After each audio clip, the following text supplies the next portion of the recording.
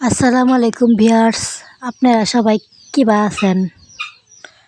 আশা করি সবাই অনেক ভালো আছেন। আমিও ভালাই আছি।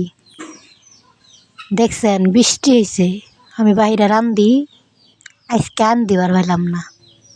আজকে আপনাদের সাথে আমি আঙ্গেরে জামালপুরের কথা কমু। জামালপুরের মানুষ কিবা করে আঞ্চলিক ভাষায় কথা কয়, তো ও করে আপনাদের সাথে আমি কথা কমু। তাই দেখছেন আমি আঙ্গের পাকের ঘরে খড়ি রাহি, ওই খড়ির ওই জায়গায় আমি রান্ধিলাম। একটা হাঁসেল আছে, ওই হাঁসেলের মধ্যে পরে লাল শাক ভাজি করছিলাম আর ডিম ভাজি সকালবেলা।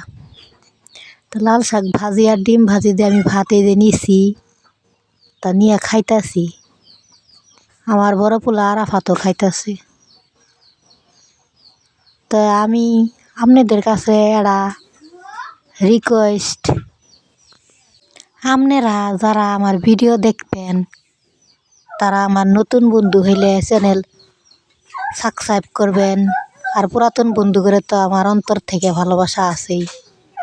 আর লাইক দিবেন, কমেন্ট করবেন, ভিডিও ভালো লাগলে শেয়ার করবেন।